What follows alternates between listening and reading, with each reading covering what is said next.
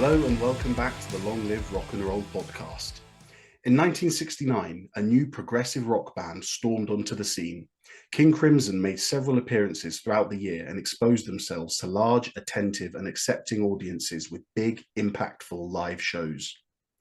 Following this success came an album that would pioneer, innovate and lay down the foundations for progressive rock. In the Court of the Crimson King showed to the world exactly what this fresh, new, progressive rock sound was and how you could take all the external elements and amalgamate them into a singular, connected, seamless piece of art.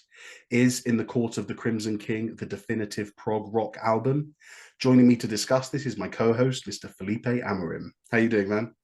Well, good here, man. How are you doing? Good, very well, thank you. Yeah. Hello, everyone. There we go. That sort of set the scene and I'm ready to dive right in. Are you? I like this new intro. That's great. I thought, yeah, no, glad to hear it. Glad to hear it. Yeah. Right, well, in keeping with the fashion, if it's not obvious, I'll show you Yeah. because I love this album so much. I've got the vinyl. Oh, you got the actual record. I do, yeah. So I've got it in my hands. It's very nice. So yeah, if it's not obvious what we're doing this week, we are doing In the Court of the Crimson King by the legendary King Crimson. So a few quick fire facts for you. So it was released the 10th of October 1969, recorded in only 5 weeks between the 7th of July and the 13th of August 1969 in Wessex in London. The genre is obviously progressive rock. It lasts just under 44 minutes. The producers were King Crimson themselves, and the labels associated this were Island, Atlantic, and EG. So that's the basic info. Felipe, do you want to kick us off, man? Anything you want to kick off with? Well, let's talk about the two guys who I have on my background here. If you're watching this instead of just listening. They look a little similar to the two guys in my background as well. Yeah, exactly. Yeah, Lars got the album cover with the Schizoid Man. And I've got Robert Fripp and Greg Lake. So some people know Greg Lake from Emerson, Lake and Palmer, of course, and his also prolific solo career. And for me, he's one of, if I had to choose, I don't like doing those top 5 lists or something, but if I have to choose the top 5 or even maybe my top 3 singers of all time, rock singers, I think he would be on the list. He is just such a phenomenal singer and guitar player and bass player. He was one of the greatest. Yeah, so those two guys, they started King Crimson and they knew each other really well. They grew up together, right? You know, I don't know if you know about this. And they went to the same guitar teacher. So basically, the interesting thing about them, they knew everything that the other one knew. Musically. So, you know that joke when people are like, "Oh, between me and my brother, we know every fact in the world." And you say, okay, exactly. Well, what's the answer to this? Oh, my brother knows that one. It's like John and Greg, isn't it? Yeah, exactly. So basically, Robert, sorry, I said John. Yeah. Robert Fripp. Yeah. So basically, they've learned the same things, like technically the same things from the same teacher, and they used to go to each other's houses and practice together. So basically, they were, Greg Lake said they were like a mirror, musically speaking. But when you see them on stage performing and when they, writing and composing, they're completely different musicians, which is amazing, isn't it? Like how music is used as a form of expression of your personalities. And even if you learn the same scales, chords, and melodies, two musicians would create completely different pieces of music. But yeah, and they worked really well together for just one album, isn't it? That's what I find amazing about this album. Well, it's the yeah, you're absolutely right. And I watched or I bought a documentary actually just for this episode, which I thought it was going to be a In the Court of the Crimson King making of, but it was just the movie was called In the Court of the Crimson King, but it was just the 50-year journey of King Crimson. Right. So unfortunately, it wasn't specific to this album, but it did give me a lot of useful information. And no, it wasn't like the whole journey. It was definitely them. I think it was around 2020 they filmed it, and it was just such an incredible insight to hear Robert Fripp's words about the band, because I'd go as far as to say that he has hated most of the process. And I don't know if you're familiar with this or with his attitude. No. Or I wrote it down. The interviewer said to him, how was it being in King Crimson? And he goes, from 1969 to 2013, wretched. and he seemed to hate it. He didn't seem to get on with anyone in the band. So to cut a long story short, even so they went back and they interviewed the old guys as well, like the older members. They interviewed Ian McDonald, Peter Sinfield, Greg Lake wasn't it, but obviously he passed away, didn't he? So they interviewed the older members of the band, and they were all saying that Robert needed control. It felt like Robert needed to be in control. Yeah. And it was more like, there was one guy, I can't remember who he was, but he said, I was really upset because I felt like I was joining Robert in a project. And in fact, he kicked me out. And I was like, well, hold on, this is our project, isn't it? And he was like, nope. So it just seems like, you know, and this is no slight on Robert Fripp because I haven't done anywhere near enough research to get this information, but it seems like Robert was the leader of this band from quite an early stage. Because, yeah, you're right, Greg left after the first album, and a couple of them did. So Giles and McDonald left. So we'll just go through the band members. So you've got Greg Lake on vocals and bass, Robert Fripp on guitars, Michael Giles in drums and percussion, Ian McDonald on sax, flute, clarinet, bass clarinet, mellotron, harpsichord, piano, organ, vibraphone, backing vocals, etc. A jack of all trades, isn't it? A jack of all trades, yeah. So half the band left after In the Court of the Crimson King came out, and I think Greg Lake must have left a bit after that anyway. Yeah, I think he only did this album, and I would argue that what makes this album special is him, you know, because obviously you have this band that lasted for ages, and if I'm not wrong, still active, and but they only had one album with this terrific singer and bassist who is Greg Lake. Well, everything, man, everything about this lineup. I'm sure we'll get into it, but the whole lineup's just phenomenal. But you're absolutely right. Greg Lake makes it. It's his soft voice, isn't it? That just soft when it needs to be soft, isn't exactly. It? He's so versatile as a singer. He can be really aggressive and really soft, and he's got such a control of the tone and the notes. It's just perfect. Yeah. So just a little bit of background. So the way this band came together is there was two groups. There was Giles, and Fripp. That's one group. So I think that was Robert Fripp, Michael Giles, and Michael Giles' brother. I can't remember what his first name is, but they were a band. And then they also had The Creation, which was a band consisting of Ian McDonald and Peter Sinfield. They were the bands before King Crimson, and in a turn of luck, they came together and the right members left their respective bands and became King Crimson. Now, in early '69, they met with the producer, Tony Clark, ready to do the first album, but it really didn't work out, which is how King Crimson ended up producing this album themselves. And I think that's a pretty good event that's happened, because the production of this album is great, and you kind of imagine that everything is the way that someone like Greg Lake or Robert Fripp would have wanted it to be. Yeah, exactly. I think that it's an album led by the musicians, not by a label or producer. So the musical freedom they needed to create their own art was there. So it's like it's no one but the band is deciding the direction of the album. And this, I mean, if you want to play prog music, I imagine it's really hard to produce a prog band, right? With loads of ideas and different time signatures and all that stuff the prog bands do.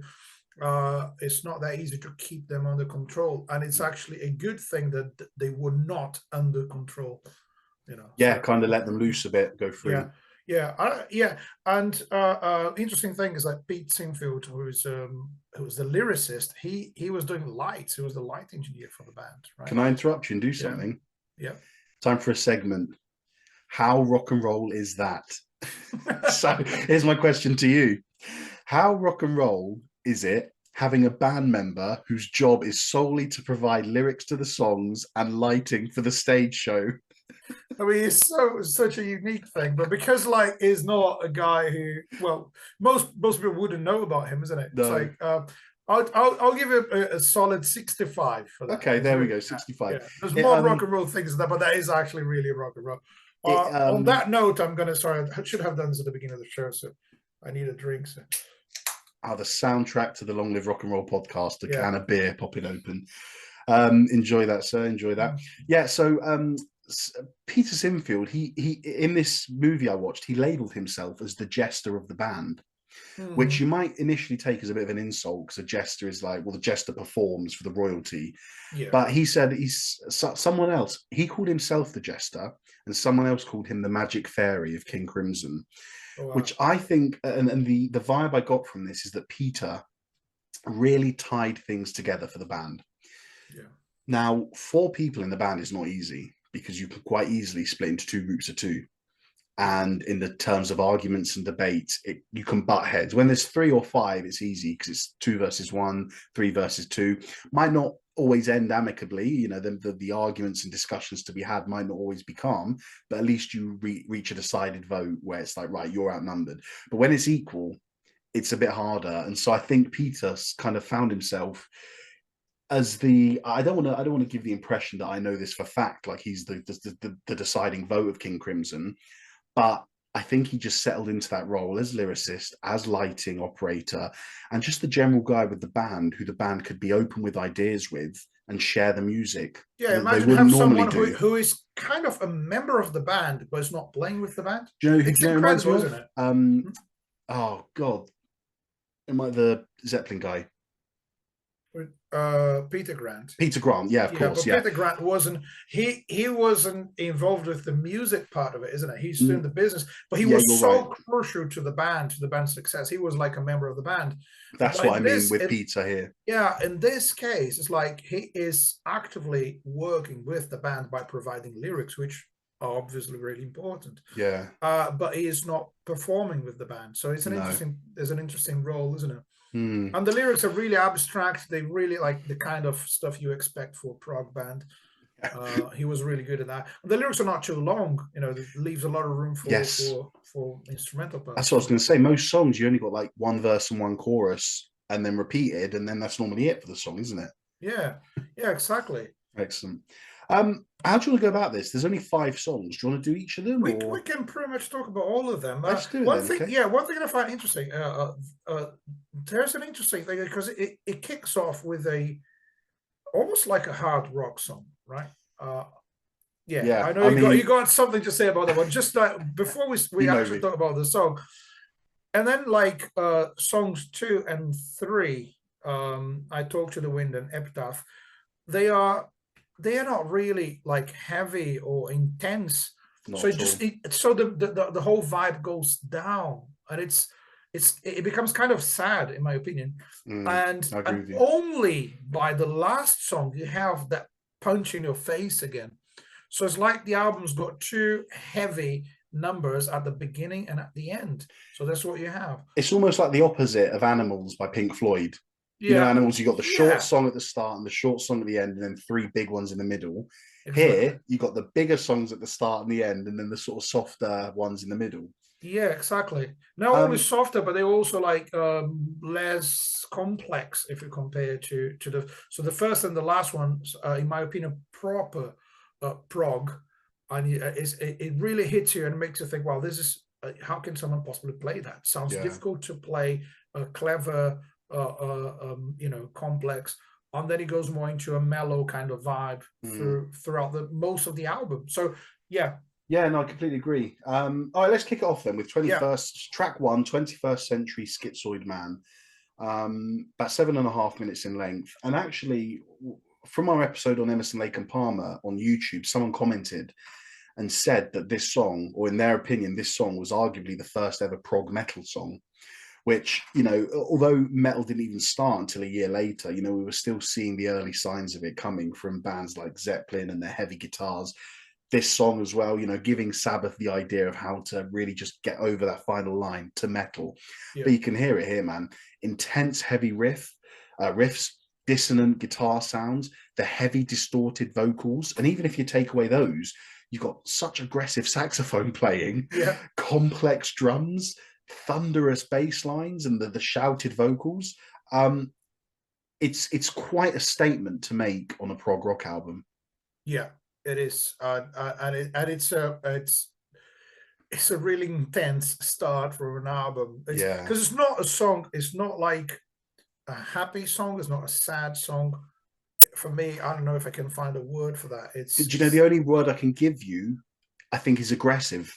Aggressive. I agree with you. Not happy, not sad. It's just aggressive and in your face, isn't it? So yeah, so if you consider that there was 1969, that's really heavy for the time, especially the vocals, I would say, because the distorted, there's effects and stuff, but also the way Greg Lake is singing is quite aggressive. Yeah. So yeah, it's really close to heavy metal for the standards of the time. So I would say that it is a prog metal song. Yeah, I agree with that. What the interesting thing, like, just want to point out the fact that this song's got more drum fills than grooves. So basically, Michael Giles, isn't it? He's just like filling every gap with really creative phrases, but it's his phrasing is quite groovy because it's really tight. Because you have a lot of drummers in that time. Guys like Ginger Baker and Keith Moon and Bill Ward, who were the heavy-hitting drummers, but they had this kind of sloppy, jazzy feel when they swing all the time. Okay. And Giles is steady, is solid. Every note is exactly where it should be, which is a different kind of taste. Let's put it like that. It's not saying that the other guys are some of the greatest as well. I'm just saying I'm particularly a big fan of the kind of shuffle vibe and swing when you're playing fills, but with him it's more like really precise. And Greg Lake actually said that he was a master of coming up with really complicated drum fills, and he did that sometimes for fun to make it impossible for Greg Lake to find where the first beat of the bar is. Just such a progressive rock musician thing to do, isn't it? Exactly. Let's make it so hard that not even my bandmates know how to play this. This is the audition for the band. You got to find the one. Yeah, exactly. What do you like about the song? Well, I like the heaviness of it, and I like the it's, for me, it's like they bring the riff as a theme. So it happens all the time. I like the riff comes in, and then there's vocals, something else, and then the riff again. So I like the way they play with being loud and then slightly more empty and then loud again. They do that quite a lot throughout the album. It's just more evident in this. In the song. One of my points of this song: big shifts in dynamics and tempos throughout. They're always changing, aren't they? Going really loud, really soft, then really fast, a bit slower. They actually do a thing where they do some hits and then it gets faster, don't they? It's like boom, boom, boom, boom, boom, boom, boom, boom, boom, boom, boom, like, and that sort of stuff you expect to hear perfectly done in electronic music, but they've nailed it here. It's for 1969, man. It's perfect. There's a bit at the end of the song, well, the second half of the song, where they all playing the same phrase, snare drum after the solo, after the solo, and it's like unbelievable. It's so unbelievably tight, because nowadays you record something, someone is slightly off, you go on a computer and fix it. But 1969, you've got the band performing live in studio, and you just have to nail it. Also, you're wasting tape if you don't get it right, and that costs a lot of money. So you can see that they played live together and they were well rehearsed. That song, actually, I think they kind of showed their musicianship straight away on the first song. Well, you've even in the solo, it's very jazzy and jazz fusiony, isn't it? Yeah. So what we call for listeners or viewers who aren't sort of sure, jazz fusion is what you'd call is what, I mean, tell me if you have a different definition, but for me, jazz fusion is jazz music played on rock instruments. Well, I would basically, I'll say that most people would describe it as jazz plus anything else, right?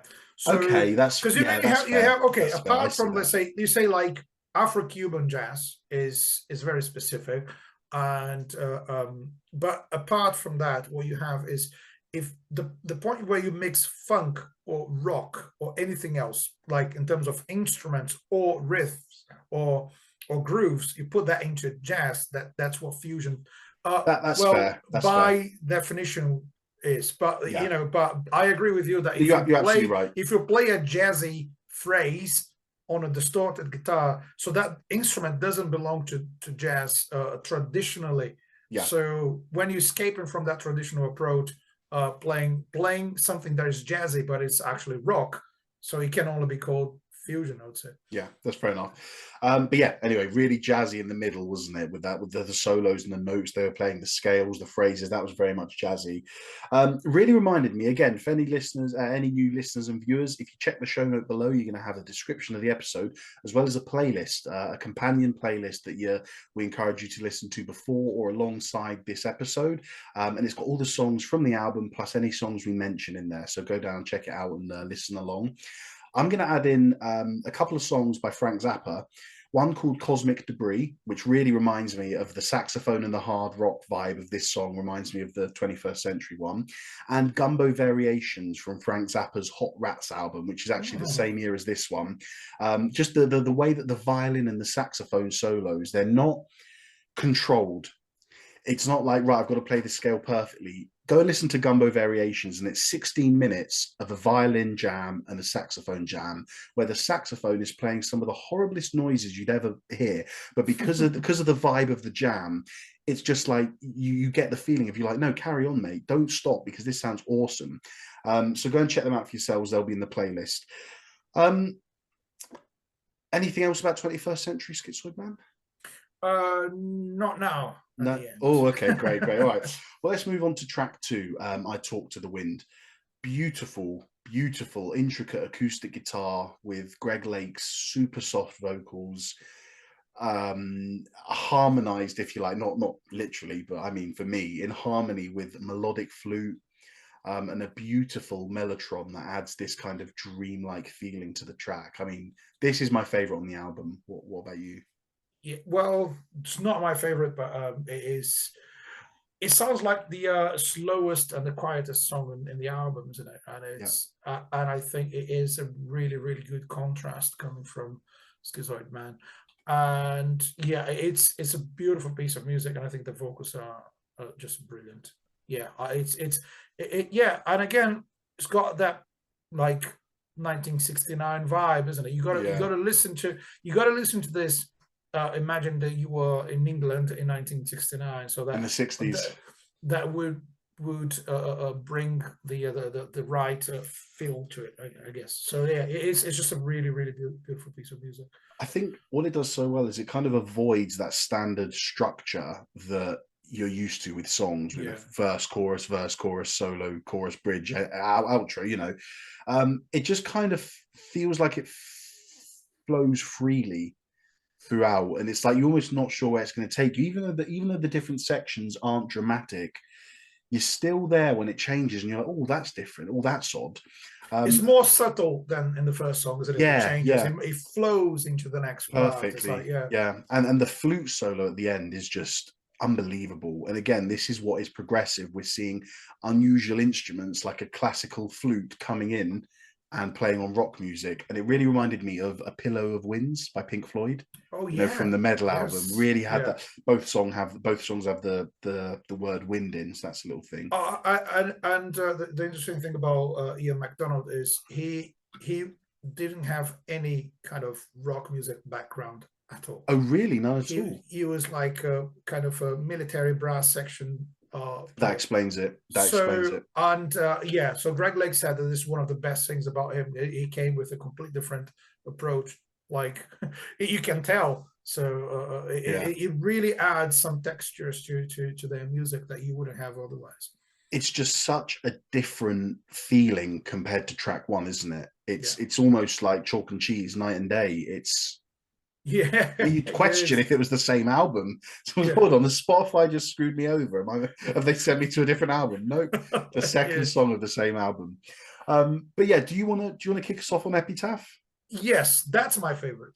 Ah, interesting. Okay, I love it. Yeah, I love all of it, and I think I'll tell you why. Because I kind of at a certain point in my life, I had enough of prog rock because I listened to a lot of it when it was. That's fair enough. 16, 17, okay. and then I started playing music, playing bands, and because I didn't start playing the 60s, so there's no place where you can play prog rock and make any money. So so I never played that kind of stuff with bands, and so I got into more like simple forms of music, and I I've learned to enjoy it. So sometimes when I listen to something that's longer than 10 minutes now, I think, wow. When I was a teenager, I wouldn't listen to anything that wasn't at least 15 minutes long. So that's not a good song. It's only 5 minutes. That's rubbish. But now, yeah, how are you meant to fit in all the solos? I would judge a song by the length. I would look at the back of the CDs and say, "Oh my God, 4-minute songs. I'm not going to listen to this." Anyway, but then having so listening to this album again, I'm like, wow, there's some really intelligent life forms in prog rock, isn't it? So basically, because we think of prog as self-indulgent all the time, which it is most of the time, and this album didn't feel like that to me. And this song, that's a very good point. Yeah, it's a very good point. Specifically, Epitaph is a song that is like, it kind of makes you feel sad, and it's again a ballad. It's much slower than under the first and the last song of the album. The lyrics are beautiful, and it's got a sort of a groove to it. So you have the drummer I've just mentioned, who's technically amazing, but it's keeping it really simple because that's what the song needs. So you don't need to show off all the time. This is great points you're making, bro. Because I mean, a lot of what you're saying, you might hear it again in my monologue at the end. But I'm agreeing with you on everything. Epitaph is like, for me, the first half of it is like a soft rock song, and I mean super soft. But then as you go through it and as it develops, it gets so much more technical, and the production is so intricate that to hear all the layers of everything that goes on is amazing. The second half of it is so much more progressive and experimental in terms of your sound, the structure, the orchestration. But I mean, for me, the interplay between Fripp's guitar and McDonald's mellotron, it's almost like it's the future and the past. You've got the past with the acoustic guitar, like that's where music has come from. If you've got the future in the mellotron, that's where music is going, the more soft sounding electronic sound. But yeah, what else have I got here? Lush orchestration, haunting melodies, and big dynamic shifts again. But a very, very lovely and complex song, because the arrangement literally is just showing off how good these guys are and how good their compositional skills are, but they're not showing off. As you said, it is all for the song. And maybe unlike most prog rock songs, this one started from the lyrics. It started as a poem.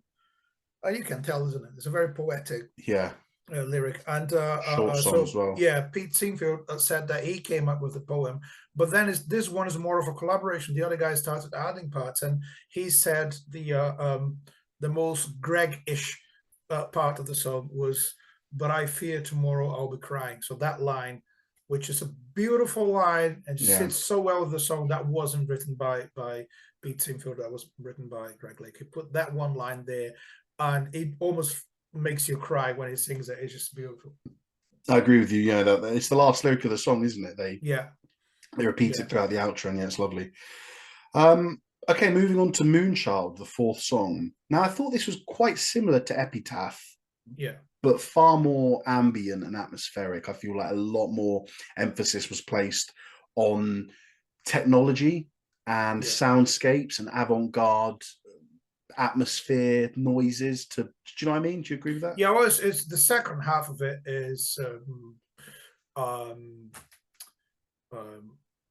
it's experimental, really. There's not a like a single second of a composition on the second half of the song. It's just all of it improvised. Sounds a lot like free jazz to me at some point. And it's just like, it sounds like they're just hitting things and making some noise. Well, do you know what? Can I just respond to that and say that I agreed with you on my first listen of it, and maybe even my second listen of it. But as I listened to it again and again, you're right, there is a lot of just noise put in, percussion hit, and then it doesn't come again. And one thing that stands out to me is the guitar. In that second section, that sort of, I don't know if you call it a guitar solo, but the ambient section where all that noise starts from, the guitar phrases are quite jazzy. Even if he just plays one chord, it's jazzy. Yeah. And I'm here thinking, well, I'm familiar with random noises in songs, okay? For listeners and viewers, I listen to a lot of Frank Zappa. So there will be a song that has the most beautiful, soulful groove going on, and then suddenly there'll be a burp. So that is just Frank Zappa. And he was influenced by the composer Edgar Varese, who was, again, very, I can't remember what they call that style of classical music.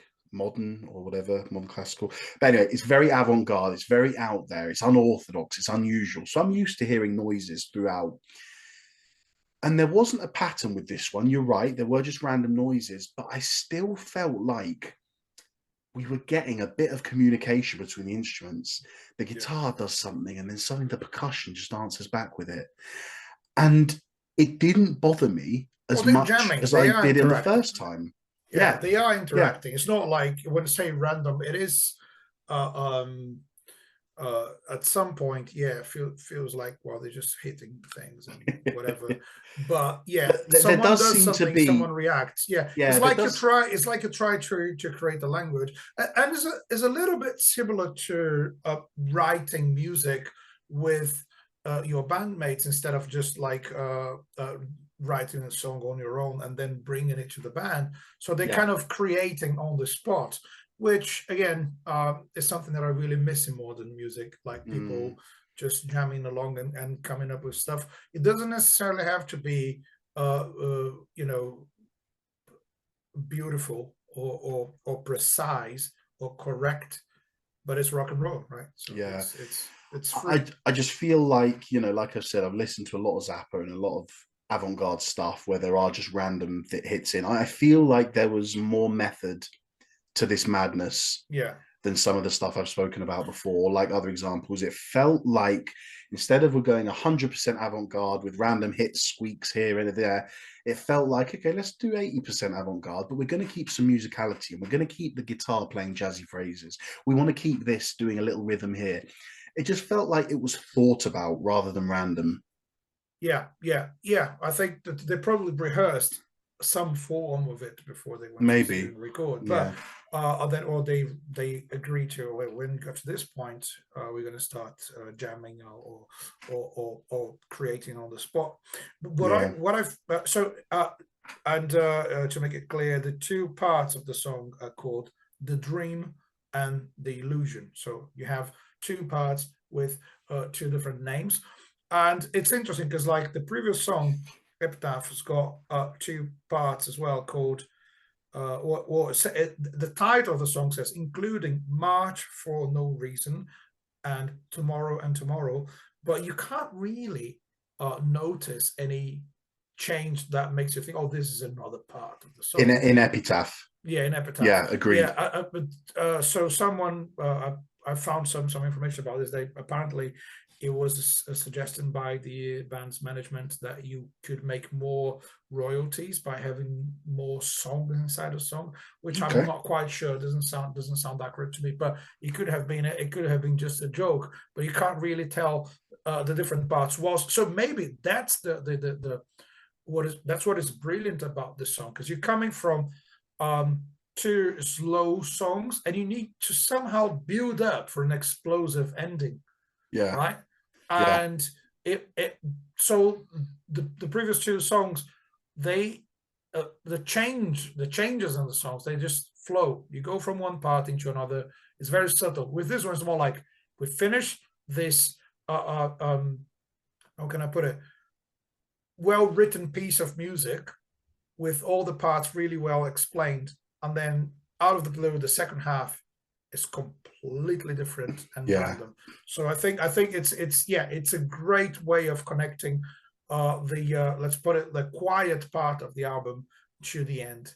That's a great point, and I didn't even think about it, because there is a hecticness about the second half of Moonchild, although it might be organized, as we've alluded to. We're not sure. It does, I hear. That's a very good point, man. Very good point. And so then that takes us into the final song of the album, which by the way, I lied. I Talk to the Wind is my second favorite song on the album, because The Court of the Crimson King is my favorite song. It might actually be my favorite prog rock song of all time. I first heard it when I first watched the movie Children of Men, and it plays at the start of that. And I think maybe I was with my brother, and he told me about the song, or I Shazammed it or something. I just listened to it, and when that chorus comes in, just so soft and haunting, da da da da da da da, in the court of the Crims, and then the snare, and then it just hits you like a fucking brick wall, doesn't it? It is. It really hits you. So there's the kind of choir style vocals as well, the harmonies, and it's epic. Here's what I've got: right? majestic, anthemic. Anthemic. Yeah. It's very Spinal Tap. Yeah. What a song, though. I mean, you got everything in here. You got the rock, you got some folk, you got the classical elements as well. I thought the middle section was so beautifully classical, where you had that flute just sort of tying it over till the next section. But the rest of the instruments worked around the flute. This is so obviously a rock song, yet in that middle section you've got the flute leading the way, with the rock instruments just dropping back and keeping the rhythm and everything. Just amazing. For me, it takes the best elements of the whole album: the classical, the ambience, the soft vocals, and the heavy rock, but fashions it into like an amazing end to a progressive rock album. What do you think about this song? I think I really love the contrast between the intense instrumental parts and the fairly quiet sections that give space to the vocals. As we said, this happens all along the album, but it's really like specifically beautiful in this song.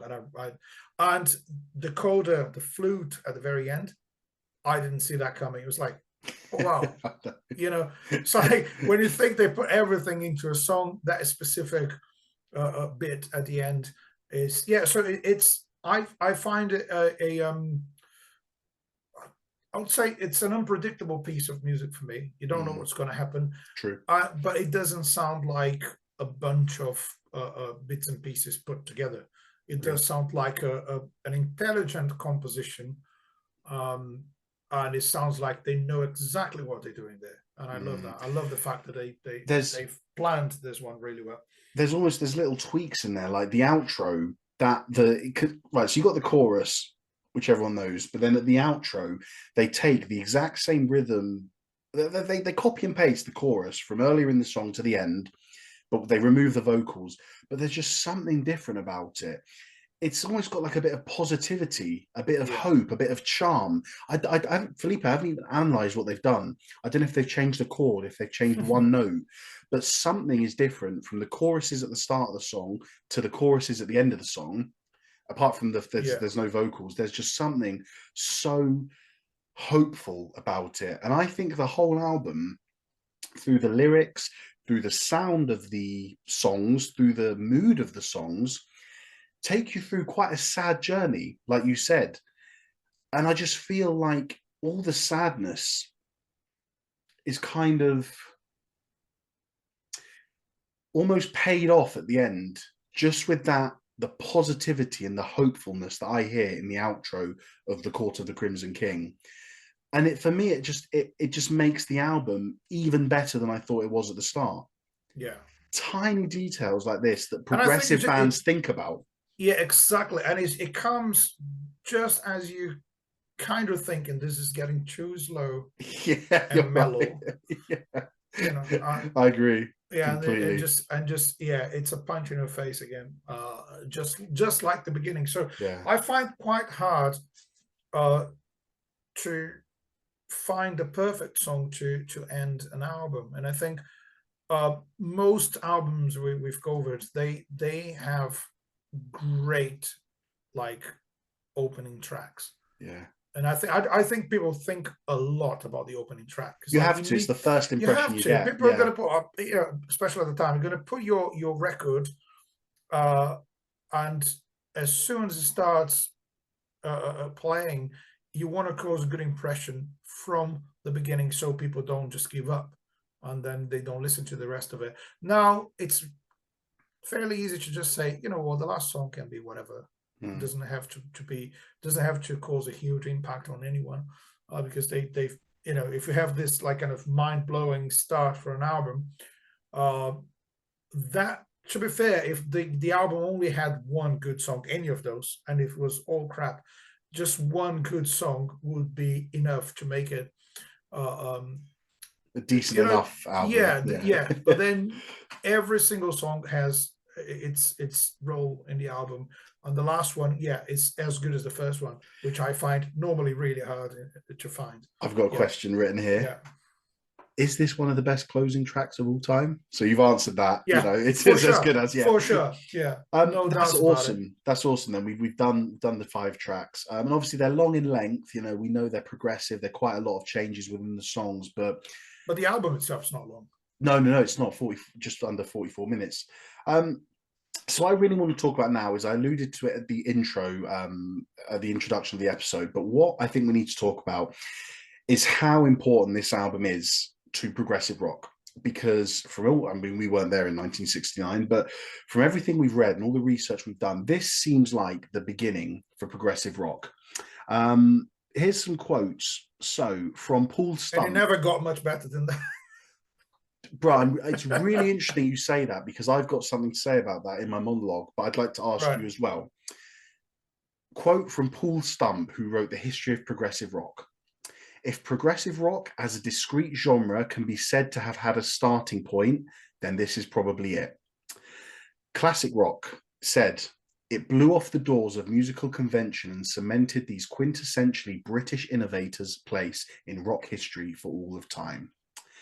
All Music said, as if somehow prophetic, King Crimson projected a darker and edgier brand of post-psychedelic rock. And I just want to talk about how important this album is, because as we said, this is essentially the starting place, the foundation, day zero of prog rock. And the way they did it is very simple.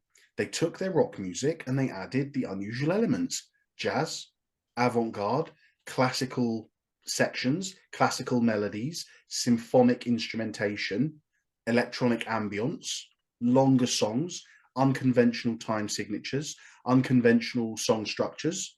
Yeah. And that's what they did. But Felipe, they didn't do 3 of those things and mix it with rock. They did everything. Yeah, exactly. They just took it all. Yeah. So if you listen to that first track, that is maybe it's the best song to be used as an example of what prog rock is. If someone asks you, like, what's prog rock? So listen to 21st Century Schizoid Man. Very good point. Yeah, I'd agree. Yeah, it's got everything in it, and it's still and it's almost as heavy as a hard rock or heavy metal song. It really pushed the boundaries of contemporary music. You know, we've got to think, because you've got to think 2 years before, Beatles did Sgt. Pepper. It's almost, Felipe, man, it's so weird thinking about this. It's almost different worlds, isn't it? Yeah. But 2 years difference. Yeah. I still, So music has evolved so much at the time. In the short, from 65 to 70, it's unrecognizable. Yeah, it is, and it's beautiful, isn't it? We don't get much of this nowadays. No, but when you think what the Beatles were doing in '67 with Sgt. Pepper, people were like, "My God, this is different." Yeah, 2 years later, you get this. Yeah, really pushing other. I mean, here's what I wrote in my notes. This album is shocking. Yes, yeah, no, definitely. MacDonald spent many hours overdubbing layers of mellotron and his woodwind instruments to achieve the thick, lush, orchestrated sound they got. Now, this was not easy in 1969 because I think they were using an 8-track tape, I think I read. But still, 4 of those tracks as the guitar, bass, drums, and vocals. So he only had 4 other tracks to do his classical stuff on. So what he did was he'd record his classical section on an 8-track, what do you want to call it, condense it and export it if you like, then he'd use that as one of the 8 tracks on the final thing. So you know what I mean? Turn 4 tracks into 1 track, and then so that's what people were doing at the time. So he took 8 tracks into 1 track, put it in as one of the main 8 tracks, which, you know, as you said, it was conventional, it was normal for the time, but I read that it was, but it's like to nail there's a limitation that you need to work around it, and to nail it would be really hard, wouldn't it? To have absolutely smashed that. But culturally, I mean, this literally shaped the direction of progressive rock music. Everything that came after that was it's a new type. It's a new. What am I trying to say? It's a flag in music history. This album. Do you think that's fair to say? It is fair to say, and I'm really happy that you chose this album for Me us too. because I had to listen to it again. It's yeah. Do you have anything else you want to talk about? Yeah, I have a short, tragic story about the album Oh, to okay. share. So the album cover, I think it's a big part of what this album is because again, I find that face kind of, I don't know if it's shouting or laughing or That's a whatever, good point. Yeah, I'm just looking at but mine. it is quite disturbing. And Robert Fripp actually said that that's the face of the schizoid man. So it Yes. says that he calls it a like smiling face. I don't think it's a smiling, but he says if you ignore the mouth and look into the eyes, you see a great amount of sadness. And that Sorry, I'm going to interrupt describes the you. album. Yeah. I think, right, I read the same thing you've read. I think he's talking about the other guy, this guy. Oh, this guy. Yeah, so here's Yeah, what I you're took. right. So he No, said, you're right, right, because that one is smiling. but So here's what he said. He said that's not the cover, that's the he other, yeah. said the outer The back. vinyl. So the outer is 21st century schizoid man. Yes. When you open the vinyl, it's this guy. Right. And he said the inner guy is King Crimson. And he's smiling, but he's sad. Yeah, because yes, if you cover the mouth, let me try. There you go. If you cover the mouth, his eyes are sad. Yeah, such a sad face. So yeah, sorry to interrupt you, but no, that's interesting. That's the schizoid man, and that's the schizoid man. That's King Crimson. Oh, interesting. And so the face of the schizoid man was based. So the artist, he was only 21 years old, Barry Godber. So he was looking at his own face in the mirror to take an idea and shape that face for the schizoid man. But the thing is, he was friends with Pete Singfield, and they didn't realize until halfway through the album recording they needed a cover. They were like, "Oh my God, we're going to finish this album in a few days, and we haven't got a cover." And then Pete Singfield said, "I know a guy who's graphic designer. He can do something for us. Young man, he is really creative. So okay, ask him to design a few options for the album cover and bring it to us." So he came with this package and with and scissors and he cut it open, and that face just dropped and fell on the floor, and they saw that face and they said, "That's the schizoid man." With one interesting thing, the song had just been recorded on that day. So the artist was commissioned to do a cover for the album, but he didn't know the song that that they thought was that face. You know what I mean? So basically, it's like he was drawing the schizoid man without knowing the song existed. The band they didn't have the chance to listen to the final song yet when he walked into the studio, and he cut the package open, and that thing dropped on the floor, and they look at that face. That's it. That's the album cover. They knew it right then because that's the schizoid man. And the tragedy is only 3 days after that, this young man, 21 years old, he's walking down the street and he has a heart attack and dies. Do you mean the man whose face that is, or the artist? Well, the artist, Barry Godber, that's his own face. I mean, it's not his own face, but he looked at his own face as a model to start drawing it. So probably it's very different. 3 days after. He died three days after, after they received the final artwork from him. Oh my God! And that was it. And so that's his legacy, And but what a legacy to have, because it is one of the most iconic album covers in rock music, isn't it? It is. Dare I say all of music? Yeah, it's one of the most iconic album covers of all time, and it's so disturbing. I can't stare at it for too long. No, it's such a beautiful piece of art. And Robert Fripp has the original painting. Yes, he did, because he was upset. He was worried that it was sitting in the executive offices of the label, and he was worried that the way, he said, when he went in for a meeting, he said the way the sun was hitting it, he's like, it's gonna wear out. It's not gonna be good. So he was like, "Can I take it back?" But yeah, that album cover is just fantastic. It is amazing. Yeah. Any other points? Any other things you want to touch on? No, I think that's it. Yeah, I think that's all I We've wanted done to it pretty, say. yeah, we've done quite a lot. So in terms of sort of like awards and stuff, Rolling Stone named this album the second greatest prog album of all time after Dark Side of the Moon. Which, do you know what? I feel like that's kind of appropriate. Because the best prog rock album of all time, I think most people would naturally float to Dark Side of the Moon. And I think when I you would say look it's the at, most popular, but I wouldn't say it's the best, right?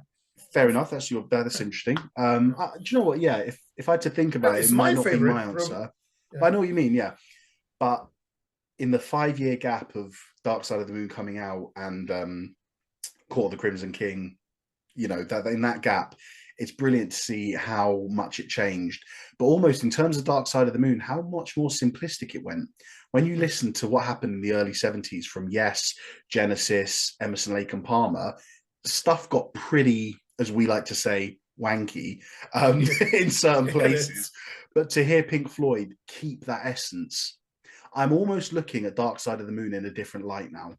Yeah. Because I've heard how good the supposed first ever prog rock album was. I'm hearing more of a link between Dark Side of the Moon to this than one of those crazy Emerson Lake and Palmer albums. And I'm not comparing, it's not one's better than the other. I'm appreciating it more. But in the 1000 albums you have to hear before you die, Colin Larkin rated this number 193. So they're the accolades. It didn't really, you know, critically it did kind of well. There was a few people who didn't enjoy it. I haven't even looked into like album sales and stuff because I couldn't really find it in the immediate research I did. Which tells me, just like I'd expected, it's not an overly popular album to the mainstream, but rock fans and prog rock fans know this is the one, don't they? Yeah. Do you think? I think I know the answer. Do you think if someone who's not into all sorts of rock, but let's say someone who's a heavy metal fan, would you still recommend this album?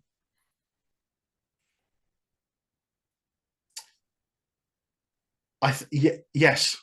Yeah. To put it short, because how can you not listen if you're a heavy metal fan? Let's just take that example. How can you not listen to 21st Century Schizoid Man and be like, oh my god, I can hear that the music I love, the heavy metal I love, I can hear it in this. Yeah. And this was 1 year supposedly before metal even began. So yeah, I'd show this to anyone because I'd love to show this off. Songs like I Talk to the Wind, I always think about my family because my family have such a diverse taste in music. You know, my sister, she loves musical, musical theatre. My auntie, she kind of love, and my auntie and uncle, they kind of love pop, but not always so poppy, you know, not like the radio pop, but popular music, especially popular rock bands. My dad likes the sort of old school rock bands, and I like imagining how they'd all react to an album. And I want to play I Talk to the Wind to the likes of my auntie and my sister because I want to know how much they'd enjoy it. All like it, yeah. Because although it's 6 minutes, okay, but it's all calm, it's all intimate, it's all intricate, it's soft. There's nothing not to like. So yes, long answer to your short question. I would show this to anyone. And I wouldn't with other albums we've done in the past. Yeah. Some of the prog albums are only for prog fans, but exactly. this definitely not. Oh, cool. There we go. How about your monologue? Well, let me do the monologue and then I'll ask you a question because I did have one more point to discuss. Right. In the Court of the Crimson King is a seamless amalgamation of everything we know and love about progressive rock rolled into one definitive piece of art. The album laid the foundations for prog to come and did so in such a cohesive way in which everything feels so natural and so right, but not overstating or overdoing the progressive points. You have the jazz elements in 21st century, lush classical orchestrations littered throughout but most prevalent in I Talk to the Wind and Epitaph, beautifully atmospheric ambience in Epitaph and Moonchild, and unusual avant-garde passages in Moonchild, but all tied together with majestic, anthemic, impactful rock music, which is even more evident at the end of the album. The musicianship throughout this is impeccable, with Fripp's varying guitar tones and styles, Lake's emotive vocals and driving bass line, MacDonald's stunning orchestration, composition and arrangements, and Giles' thumping, fill-littered drums, all joined together with Sinfield's thought-provoking, short but sweet lyrics. Musicianship, however, comes second to the songwriting and composition for this album, and this is where I feel prog should aim to reach. Admittedly, I'm far from well versed in prog, but from what I've heard and what my main problem with prog is that I hear a clear distinction between albums that write music for the sake of the complexity, intricacy, and difficulty, and those who write it for the music. I understand that there are audiences for both, but for me, real progressive music is not needing to show off for it to be good, and King Crimson established that with this album. I haven't even mentioned the fact that it is a debut album. No several attempts to get it right or several years needed to gel as a band. The talent these guys possess and their seeming professionalism to just form a band, get a fan base, and write/produce one of rock's best ever albums is a marvel to me, and something that I don't feel gets spoken about enough. Massive credit to King Crimson for pulling this out of the bag so early in their career. It's almost impossible for me to think of another debut album that is a perfect sonic example of the music that it would go on to pioneer and innovate. I'd go as far as to say that this is the best prog rock album I've ever heard, and the fact that, for me, I haven't heard any prog album that is better than this is a testament to how pioneering, innovative, and incredible this album is, and how immaculately King Crimson executed their debut release. Dare I say it, 10 out of 10, perfect, a landmark and genre-defining album. Oh, wow. Yeah. Thank you. I couldn't have said it better. Thank you. Bit of a long one, but I thought I needed to get all the points in. So my question, and you alluded to it earlier, and this is why I had a smile on my face. It's almost a bit insulting what I'm going to say, but you said it, so I'm in the clear. Yeah, blame it on me. Yeah. I'm trying to phrase it in a polite way, because is this the best prog rock ever was? And did anyone, in your opinion, do you think anyone improved on it? Because I don't. I think you could claim that some albums can be as good as this one in many ways. Never better. I wouldn't say there's a prog rock album that is like clearly better than this one. And you like prog rock quite a bit. I do, yeah. You listen to quite a lot of it, and some obscure. Well, here's a question for the audience, for the listeners. Sorry. Yeah, I think this it's got a perfect balance between melodies, lyrics, instrumentation, heaviness as well. Heaviness, and the fact it was done right at the beginning. That's another. If you consider that no one has done anything like that up to this point in time, so that makes it even more impressive. But bro, like I said in the monologue, it's their debut album as well. Yeah. Like, it's not like they needed a few albums. Right? Yeah. Amazing. Yeah. Question to the audience, the listeners and the viewers. Let us know, please, if you're watching this on YouTube. If you are, and I know we've got a lot of really hardcore progressive rock fans because they're commenting on all the Emerson, Lake and Palmer and Yes videos. We know you're there. Let us know what you think about this particular discussion point. Is this the birth of progressive rock as we know it? Question one. Is there an album that has matched this or got better than it? Question two. And question three, is it the best prog ever was? Yeah, did prog get any better after the first, if this is the first, because did it get any better after the first prog album? Also, can you hear the influences in other bands? Which albums sound like this one, or even remotely like it? Can you notice which bands were influenced by this album, not by the band itself, but by the album? There you go. There's your fourth question. So yeah, please let us know in the comments. All good? All done? Yes, all good. Fantastic. All right, let's wrap up then. Guys, thank you again for joining us for another episode of the Long Live Rock and Roll podcast. As we say every week, please help us out. And if you're watching on YouTube, hit like and subscribe so you stay up to date with all of our content. And if you're listening on Apple or Spotify, please just scroll down, give us a rating, give us a review, and it sends us up the charts to be seen by more appropriate people. So thanks again, and we'll see you next time. Yeah, thanks for being with us for another episode. Keep on rocking, everyone, and don't do anything else. And as usual, guys, you take care and long live